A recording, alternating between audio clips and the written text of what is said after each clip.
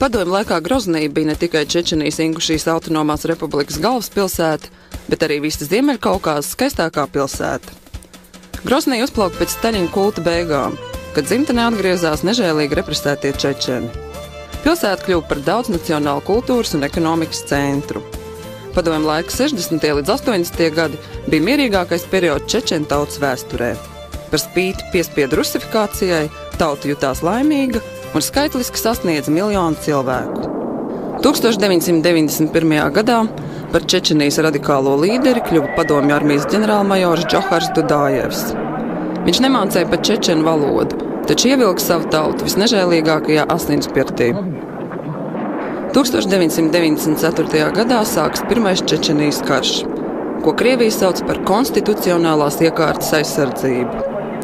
Notiek nežēlīgas asiņainas cīņas, čečenu formējumi cīnās izmisīgi un drosmīgi. Pirmais uzbrukums Groznijai ilgs 4 mēnešus. Aviācija un artilērija tikmēr noposta kvartālu pēc kvartāla, kopā ar mierīgajiem iedzīvotājiem. Kara darbība pārņem visu Čečeniju. 1990. gada nogalē par Krievijas prezidentu gatavojas kļūt Vladimirs Putins un izmanto nestabilo situāciju Čečenijā Kremļa reklāmas kampaņai. Sākas otrais Čečenijas karš, kas tiek nosaukts par antiterorisma operāciju Ziemeļkaukāzā. Čečenija novārdzina un pazemo ne tikai kara darbību. Cilvēki nogurst arī no pastāvīgās dezinformācijas un naida kurināšanas, ko veic lielākā daļa Krievijas masu mēdīju.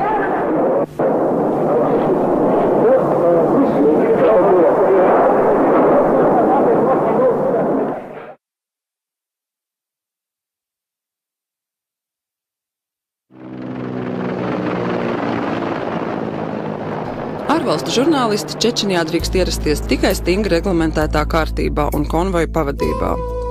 Neviens žurnālists no Baltijas otrā Čečenijas kara laikā oficiāli šajā teritorijā nav ielaists. Mēs nepārstāvam oficiālus masu saziņas līdzekļus, un pirmo reizi Groznijā ierodamies 2004. gada vasarā.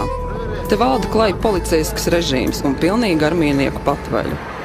Militāri tērptu vīriešu ar ieročiem pie sāniem ir vairāk kā civilpersonu, bet pilsēta ir pārvērsta šausminošā drupu kaudzē.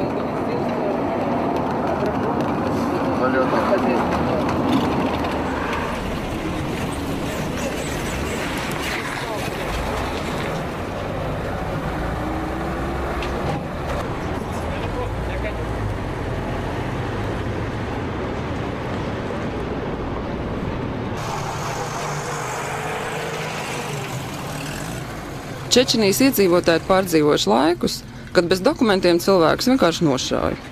Bez pasas vīrietis nedrīkst spērt ne soli. Tā ir pašnāvībai pielīdzināma rīcība. Arī salīdzinoši mierīgajā laikā, kad ierodamies mēs, dokumentus un kukuļus armijnieki prasa ik uz soļu. Pilsēta ir tik sagrauta, ka šo postažu nav ar ko salīdzināt. Neticamākais šķiet tas, ka cilvēki pēc 10 kara gadiem atgriež šajās drupās uz dzīvi.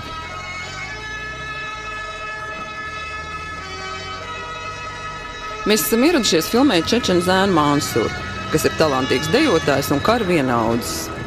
Kā zīdains viņš ir izglābts no mierīgas pilsētas, kas diennakts laikā pārvērtās par elli. Tagad, pēc ilgiem bēgļu gadiem, Mansura ģimene ir atgriezusies Groznijā. Kopā ar čečenu apsardzes vīriem mēs braucam ciemos.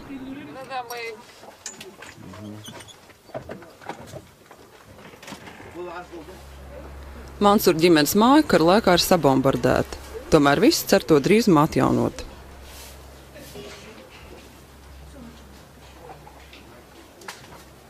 Ierodamies citas māsas Rozes mājās, kas ir tikai 20 km no Groznijas.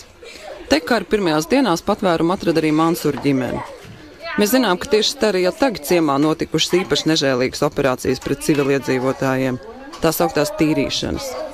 Tomēr pat šajās kritiskajās situācijās cilvēki nezaudēja nec drosmi, nec attapību. Перекресток, где были у дедушки, там нас 5-6, только не мужики, женщины. Вот газовая проводка, вот эту газовую трубу, мы сигналили. Если крик, стон услышим там вверху, они стучат, мы все туда собираемся. Но потом они уже запретили, сказали, если вы еще дадите сигнал, еще на нас отзывались, дадите сигнал, то мы будем прямо на этот сигнал бомбить. Церемонно, такое ощущение, что это или реальная жизнь, или это в кино, не поймешь. И поэтому мужчинам приходилось трудно. Когда нас встретил брат в Грозном, он говорит: вы простите мои слезы. Он прям как женщина плакал, когда нас встретил. Потому что он оставался там. Мама всегда за него переживала. Приносили ей новости, что он жив-здоров. И я его просто не узнала. Я подумала, что это старик такой вот идет навsтречu. Ciema ikdiena ir atguvusi miera elpu, taču kars sekas jaušamas ik uz soļa. Vēl sāp sirds par nogalinātajiem un pazudušajiem, vēl ir jāuzmanās no mīnām un jāatjauno izpostītā iedzīve. Stari Ategi ir viens no lielākajiem Čečenijas ciemiem. Ne tikai kara gados, bet arī ikdienā čečeni daudz lietas atrisina kopīgiem spēkiem. Piemēram, ciema lopus katru rītu savāc viens gans. Saimnieki tikai izdzen lopus uz ielas.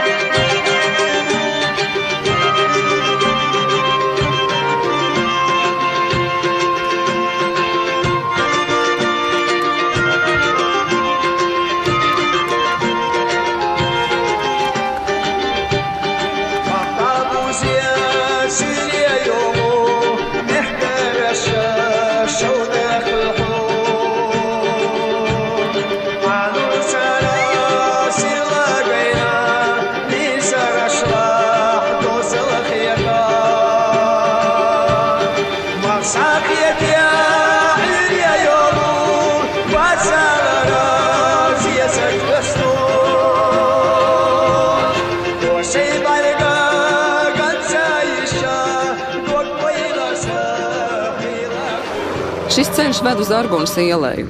Tas ir strateģiski ļoti svarīgs ceļš, tādēļ nemitīgi ir apšaudīts un mīnēts. Kaut arī aktīvā kara darbība ir beigusies, miers nav drošs, un sapieri katru rītu pārbauda ceļu. Par spīti tankiem un armijas tuvumām, iedzīvotāji ir izslāpuši pēc mierīgas dzīves un izbauda katru miera dienu.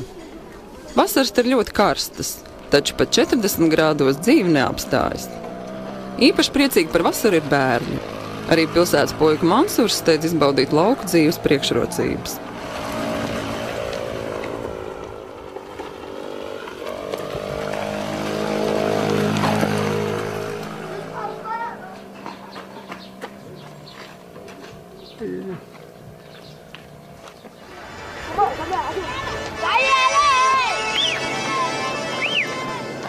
Kalnu upe ir ļoti augsta, taču rūdītajiem čečenu puikām tas sagādā tikai prieku. Kaut arī 10 gadus ir ilgs karš, dzimstība Čečenijā nav samazinājusies. Arī šie puikas ir kara paudze, kas bērnības notikums neaizmirsīs nekad.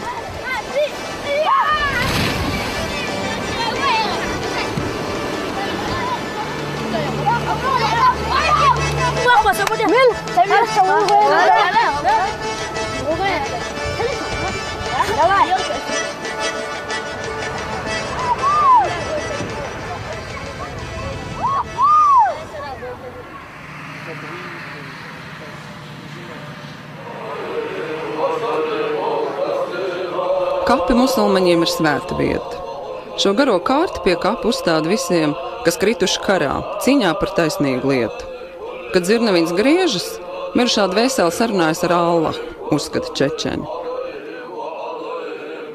Šajā kontekstā īpaši ciniski ir stāsti par tirgošanos ar nogalināto līķiem. Tāpēc kārtējās tīrīšanas 4 šī ciema vīrieši braukuši uz armijas bāzi Hankalā izpirkt savu kaimiņu līķi. Atbildīgais darbinieks pieprasīs aunu, videokameru un automašīnu žiguļu. Kad viss prasītais saņemts, pazuduši arī izpircēji. Viņu izkropļotie līķi pēc 2 nedēļām tika atrasti karjerā Hankals tuvumā. Kopumā 2 karos ir iznīcināta 4. daļa čečenu tautas – 250 000 cilvēku.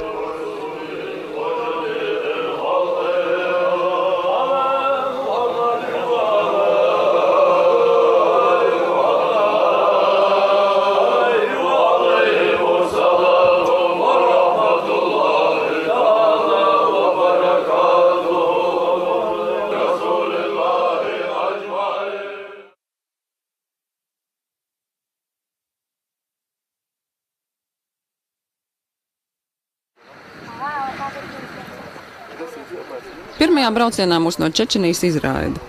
Ir jāpaiet gandrīz 2 gadiem, lai mēs atkal atrastu iespēju iekļūt šajā Krievijas īpašajā teritorijā. Ir 2006. gada maijs.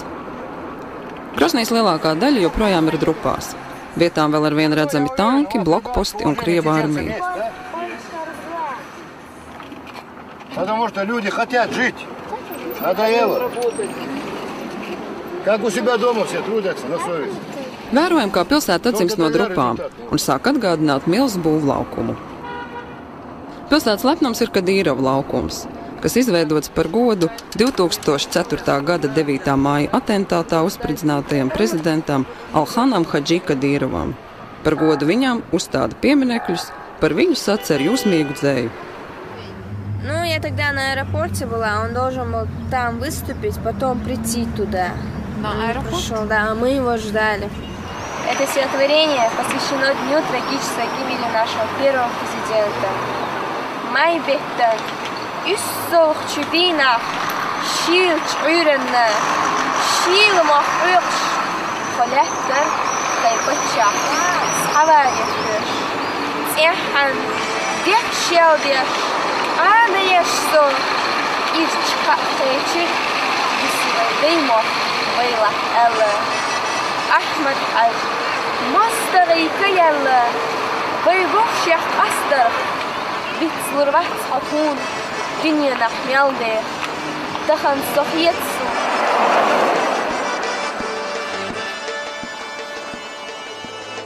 Grosnija ceļš no drupām. Tā īsi var raksturot pilsētā un valstī notiekošo. Cilvēki pēc 12 kara un politiskā hausa gadiem ir atguvuši ticību nākotnē un metas darbā ar aizturētu enerģiju. Lai arī kopējais skats vēl ir visai drūms, atjaunotnes plāni ir grandiozi.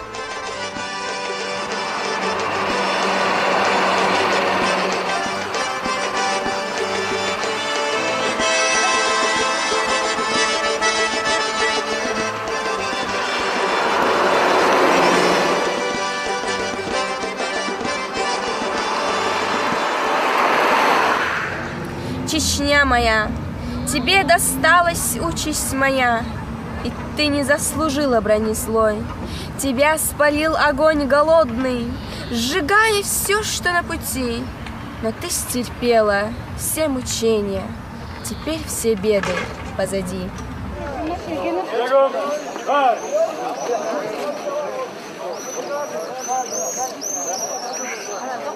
Vērienīgi atjaunošanas darbi liecina, ka pie varas ir nācis cilvēks ar reālu ietekmi, gan uz tautu, gan uz politiku.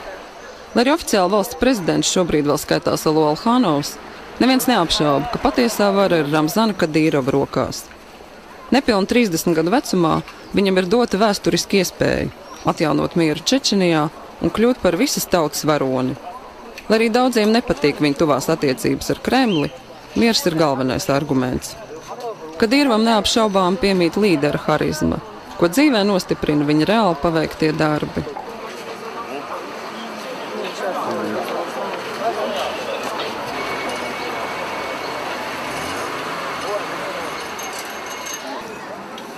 Pilsēta ir atguvusi miera dzīvē raksturīgus vaipstus. Bērniem tie ir bērnu prieki, bet tīrību Kadīrovs ir pasludinājis par katra pilsētnieka goda lietu.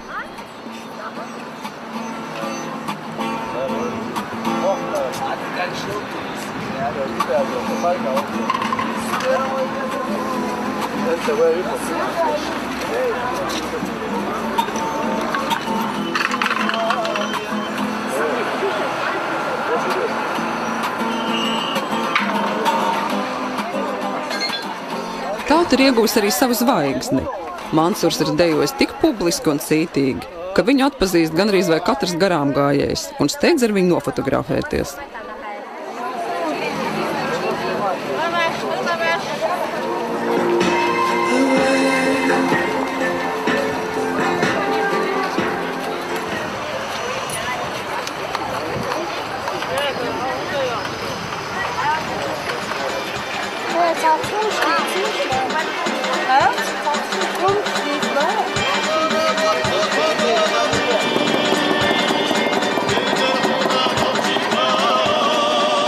Tirgus vienmēr ir palīdzējis cilvēkiem izdzīvot, Bet mēs kravājam ceļu somas un dodamies uz kalniem.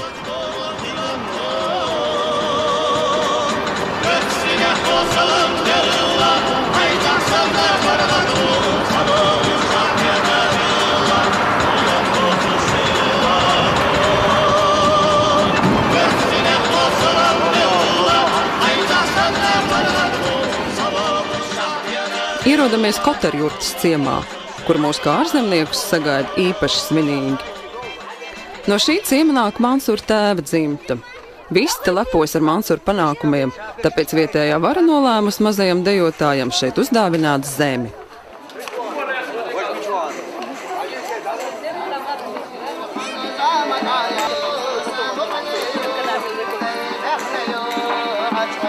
Приглашаем вас к нам в гости.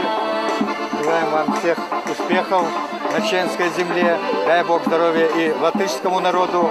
Счастья, успехов вам всем. Спасибо. Благодарю от всего коллектива работников культуры за то, что вы нашли возможность приехать на нашу землю, приехать к нашему Мансуру и к нам в гости. Всех благ вам, счастья, успехов.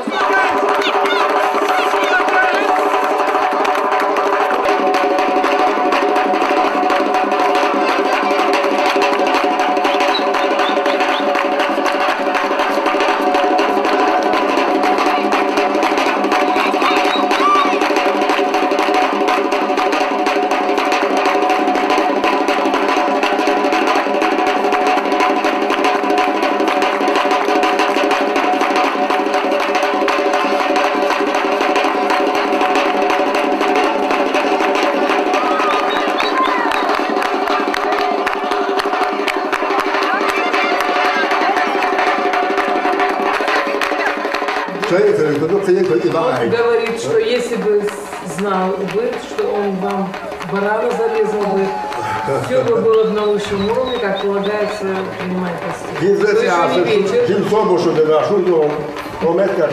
Предлагает остаться, что этот ритуал он проведет. А мы останемся. Правильно.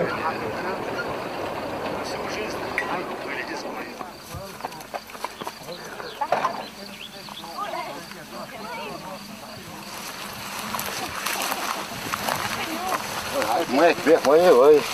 Да, угол.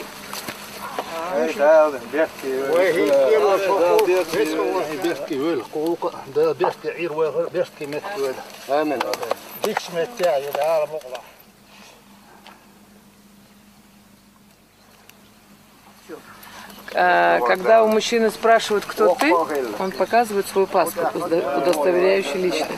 Но когда спрашиваешь народ, кто ты, он называет себя своими сынами, именем которых прославился народ. Построим хороший дом, когда весь мир сюда придет. А когда построим? Индивидуально пригласишь? Не знаю, когда-нибудь построим. Да, я вас обязательно приглашу. Будем вместе чай пить в этом доме, обувать все будет. Это мероприятие, но он своим распоряжением еще заранее выделил земельный участок нашему односельчанину Мусаеву Мансуре. Мы поздравляем его с этим участком, желаем ему, чтобы он на этом участке построил большущий дом и переехал жить в наше село. Обязательно перееду. Хорошее место, да? Мне нравится. Там еще есть родничок такой. Что говорят, гадюки вот там ходят, лучше побыстрее. Побыстрее бежите. Kamēr Mansūrs savu māju tikai gatavojas celt, citi saimnieko jau gadiem. Kara laikā 100% ir iznīcināta Čečenijas rūpniecība, tāpēc cilvēki izdzīvo pateicoties smagam lauku darbam.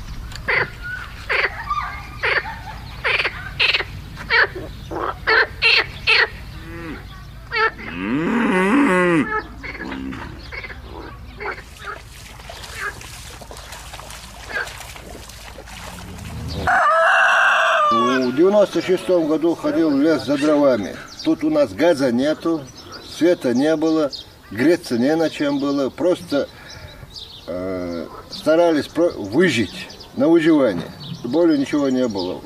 Лес за дровами ходил, на мину наступил, ногу потерял. В 2000 году, 4 февраля, это место было вообще не узнать. Здесь был обстрел сильнейший. С 5 детьми, женой. Вот на этих костылях вышел из села. С трудом. Я не думал, что я выеду отсюда. Вообще выберусь. Вот сейчас чуть-чуть налаживается обстановка. Вон, сад посадил. Скотину приобрел. И за счет этого сейчас выживаю. А жизнь вообще никуда. Единственное, что я сейчас имею, сейчас я деньги занял, корову купил. Вот эта корова меня и кормит в данный момент. Одна корова и все.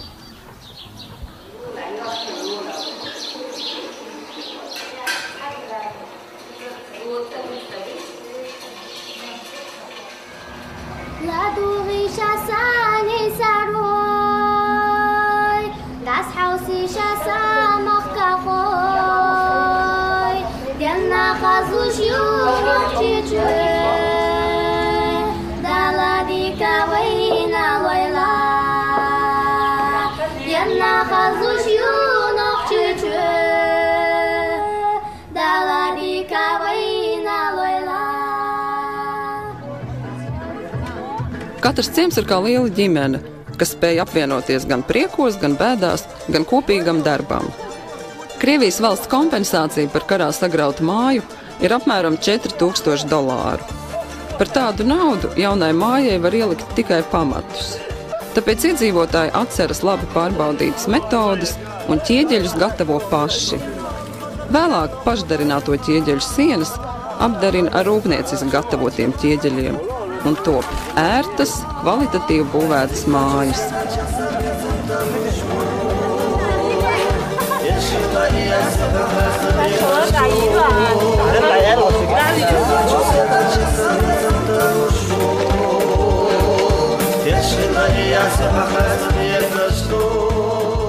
Parasti šīs talkas beidzas ar jautrām dejām, taču šovakar ciemā ir sēras. Ir miris viens no ciema iedzīvotājiem, un viss izrāda godu aizgājējiem.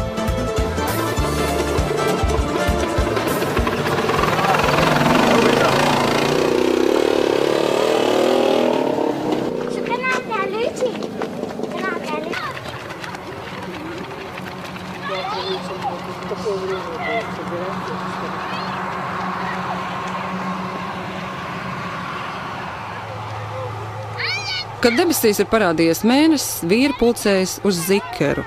Musulmaņu ticībā tā apzīmē kopēju lūgšanu. Šajā vakarā tas ir aizlūgums par mirušo.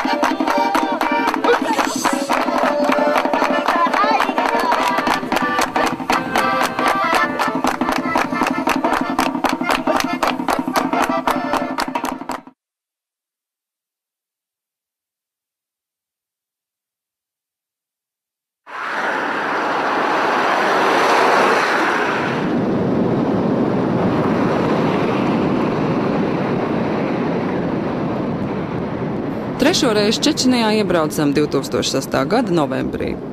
Mūsu pārsteigums nav aprakstāms, tāpēc tikai skatāmies. Drupu vietā, ko redzējām savām acīm, tiek celtas jaunas un modernas būves. Celtniecība norit nepārtraukti un ļoti ātros tempos. Tās ir valsts iestādes, skolas, dzīvojamās ēkas, kurās dzīvokļi tiek izpirkti vēl pirms nama pabeigšanas. Groznijā top arī otra pasaulē lielākā mošeja, kas plānota 10 000 lūdzēju, bet atsevišķs stāvs paredzēts sievietēm.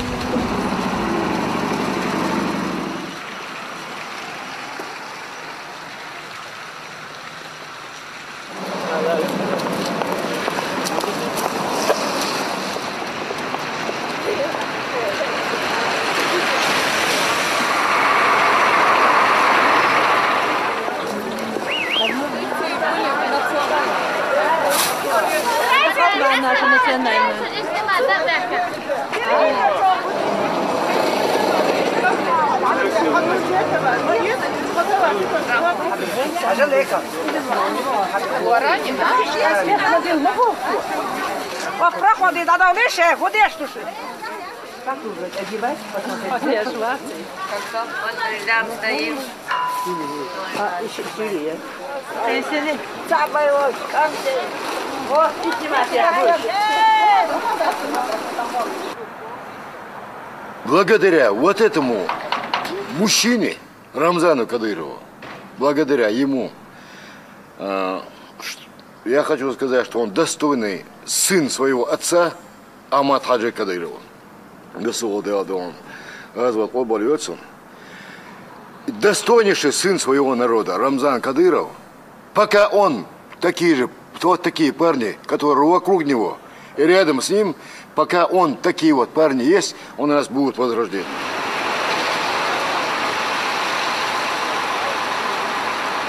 Расскажите, куда вы попали?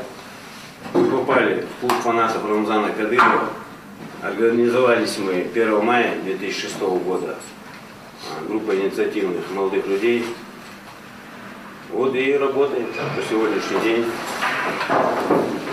Поддерживаем курс председателя, взятый председателем правительства, на скорейшее возрождение нашей республики. Мы видели происходящее на улице, как наша республика на глазах возрождается, растут снова дома, работают школы, больницы.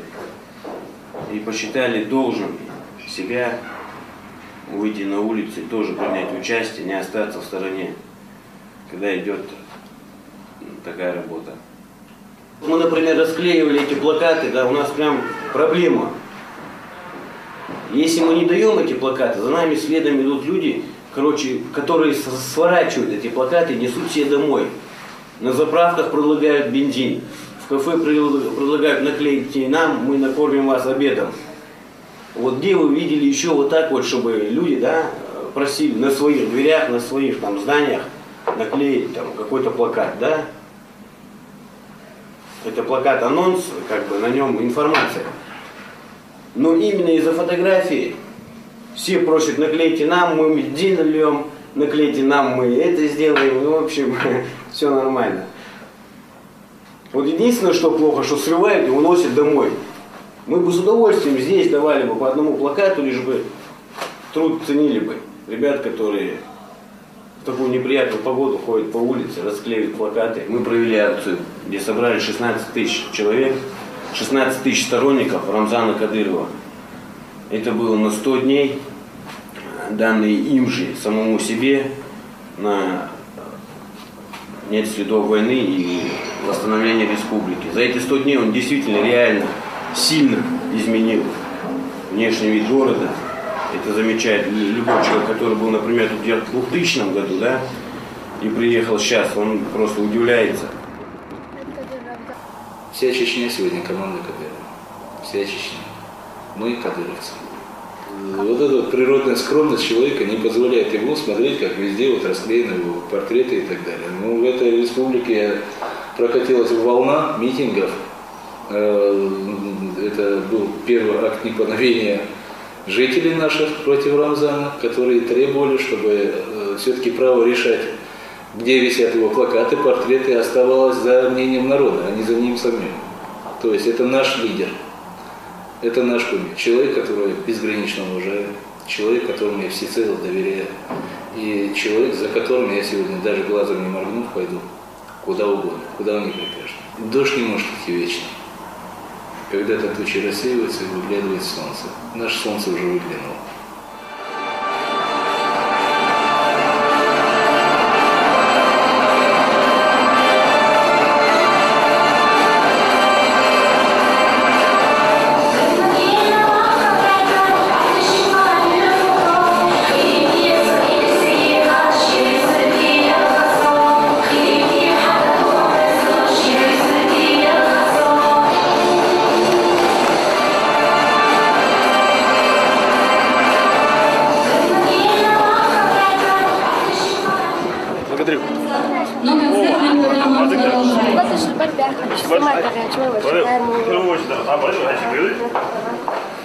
Мансур, первое место, моя слава, вышел голова, варвач.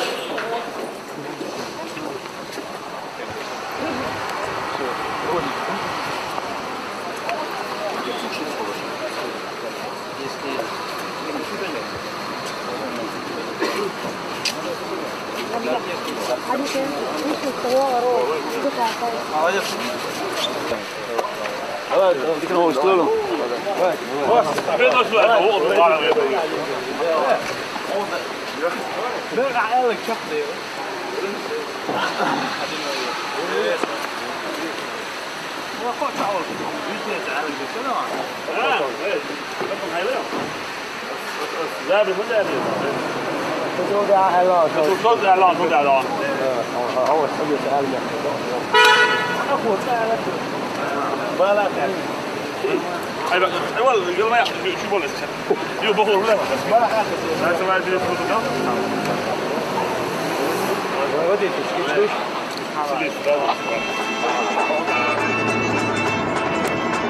Esam pārsteigti un iepriecināti par pozitīvajām pārmaiņām pilsētā, taču gribam redzēt ko vairāk par atjaunoto Groznijas centru un politisko eliti. Ceļā uz kalniem mūs pavada transporta milicijas eskorts, kas drīzāk pilda formālu pienākumu, nevis veic militāru apsardzi.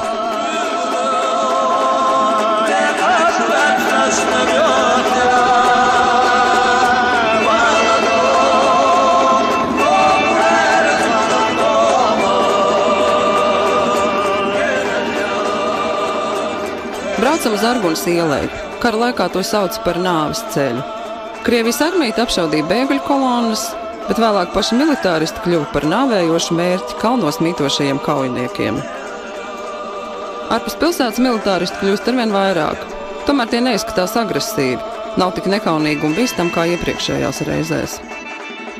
Tā kā braucam uz Čečenijas pierobežu ar Gruziju, tad militāristu skaits palielinās.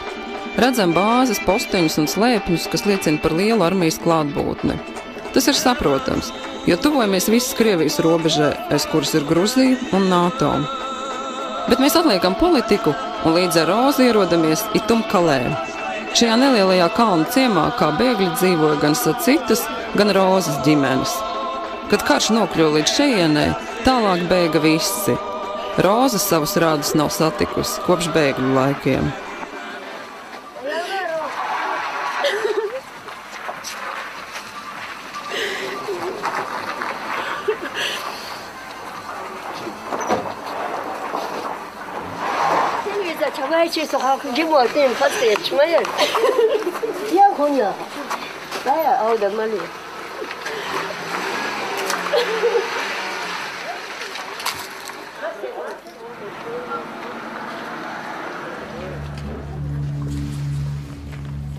Prieks Laiks par atkal redzēšanos saviļņo visus. Dzīve turpinās, un mēs ejam ciemos uz kaimiņu mājām.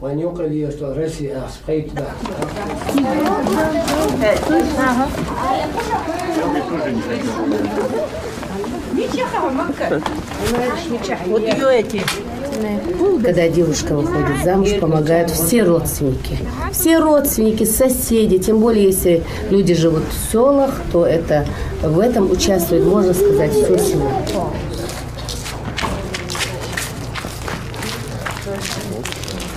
Так что у нас нищих невест практически не бывает, потому что участвуют все, помогают все. Вообще сама нация, как чеченцы, она-то и выжила, потому что у всех есть родственные связи, и все друг друга помогают. Потому что у нас как один, как говорится, сам по себе не бывает.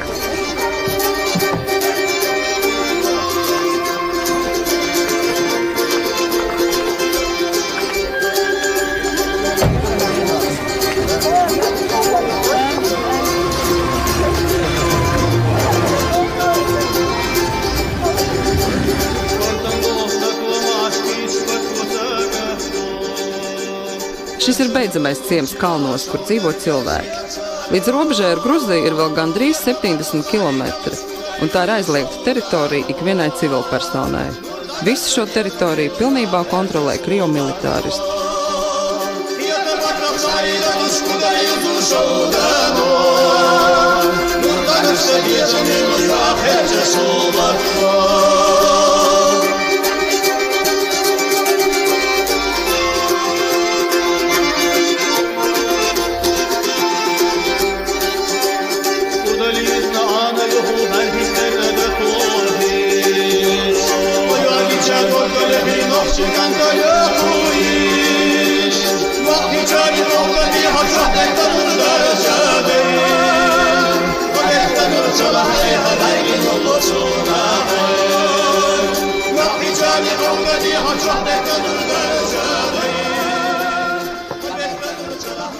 А вы считаете, что вы сейчас не свободные? Свободные. Свободные. Очень свободные, когда мы не можем даже вот пойти, вот у нас кто-то косит пойдет, мы вот целыми днями сидим, там сажают вот истребители, вот эти самолеты и полностью снайпера. Когда мы с паспортами бежим по этим горам, чтобы отдать, чтобы не увезли свободные. Когда могут зайти в любое время, увезти человека, и он пропал свободный. Какая свобода? Это разве свобода? Когда человек ночью без паспорта, он не может по Чечне пройти метров 100, когда их задерживает. Это разве свобода? Когда дети вот приходят, они говорят, им дали книжки про мину. Канцельная мама, это мина, это взорвется, это свобода. Какая свобода? Вон детей спросите, они даже вот этих самолетов отличают. Даже автоматы они отличают друг от друга. Какие там стреляют, какие самолеты. Мы еще когда в подвале сидели, я помню, дети там было. Когда вот этот самолет пролетал, как разведчик они говорят. Они когда начали плакать, мы их успокаиваем, мол, это разведчик, они не будут бомбить. Я говорю, мне хоть он в Бакусе будет, вот конфеты будет, я не хочу, говорит, этот шум слышать. Ненадежно, короче. Я ненадежно ничего. Вообще. Что там может идти к лучшему? Когда морально человек не свободен, это к лучшему не приведет, это только болезни к смерти приводит.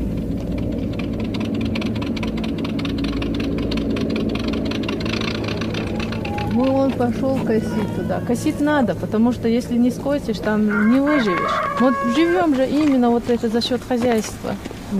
Вот он поднялся, только вон за той горой они косят. Вон в гору, только он скрылся на лошади, он панамка от этого, рюкзак, чтобы покушать. И вот эти вылетают, вот эти истребители, мы знаем, 2 ручка, они впрямую стреляют, очищают там. Там же и люди, там животные, там и посуды. Но они стреляют, чтобы очистить там.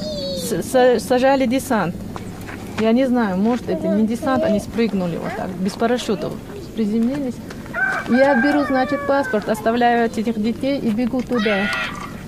Когда я добиралась, они, короче, сидят, а эти там большие кустарники, идут, двое детей испугались, они домой бегут, мать зовут. А эти кричат, встретили, говорят, стой. Ну, на них панамки вот эти, и они не, может, далеко, у них снайпера, в любом случае. Я говорю, что вы на детей, короче, как, почему детей пугаете? Говорят, нет, говорит, мы вон тех, говорит, позовите, они косят. Я говорю, они с утра раньше встали. Чуть свет стали, пошли косить. Они 3 километра к вам подойдут, что ли? Говорят, пусть мы их паспорта проверим. Ну какой вот, что за законы? Я говорю, какие паспорта, когда им рубашка мешает даже надетая.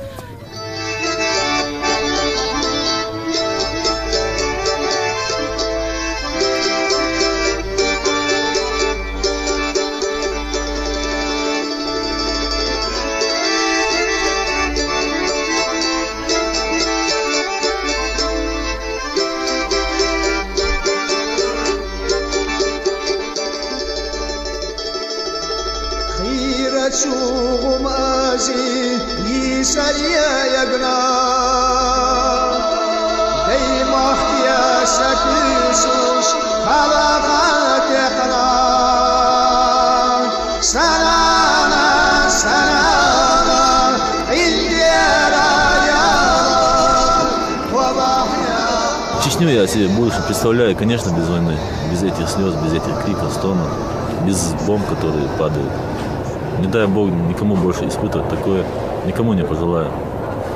Что пришлось мне и всем моим ровесникам и старшим, всем им, которым все это пришлось увидеть, никто не пожелает, чтобы это вот повторилось. Любой пожертвует собой, чтобы этого не было. Я такого мнения, я лично готов собой пожертвовать, чтобы подрастающее поколение такого не видело. Это очень, можно сказать, очень больно на это все смотреть. Когда ты видишь все это и не можешь ничем помочь ближнему, когда видишь, когда, бывают же раненые, убитые, и ты смотришь на них, и ты ничем не можешь им помочь. А чем ты поможешь?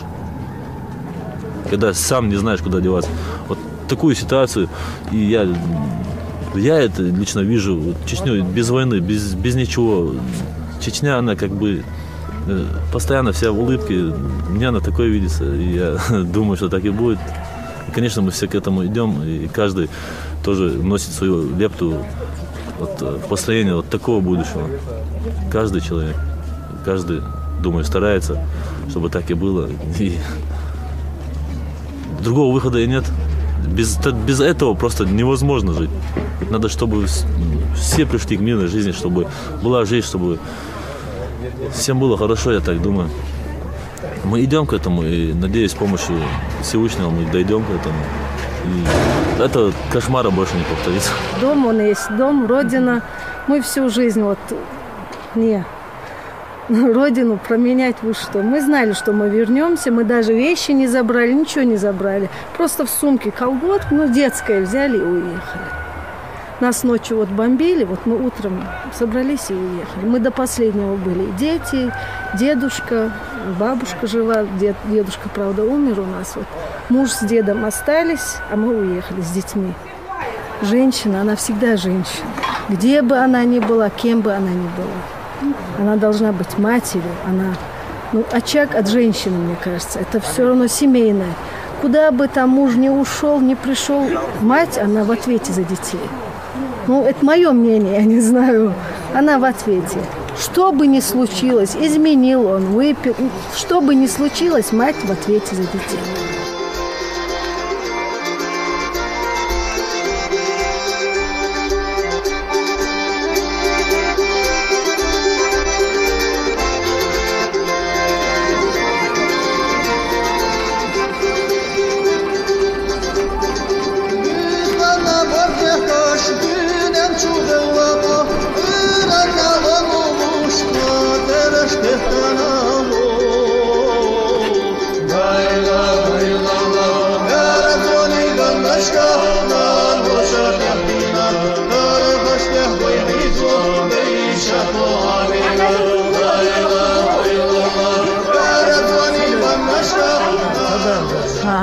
Он не считает, что война что-то кончилась.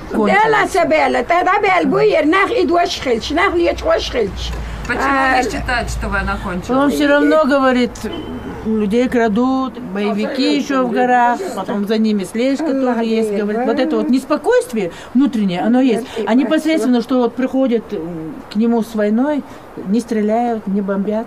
Спокойная жизнь. Он этого не отрицает. Вот это наш дом. Бывший дом уничтожен был, двухэтажный бывший дом до войны. Обидно, когда вас наказывают невинно. Ни за что. Если я виноват, накажи меня, пожалуйста. Расстреливай, сажай. Если я не виноват, ну зачем мне наказывать? По вине российских, чеченских властей безвинный мирный народ и по сей день мучается, как сказать. Это село было уничтожено, 95% уничтожено. Безвинно. 2 самолета вот как-то пролетели. И по центру между 2 сел. Как дали удар, я стоял вот здесь. 12 самолетов. 6 метров. Мне волна как откинула. Вот этой плечом вперед. Веселый народ чеченцы. Очень даже веселый. Веселый народ.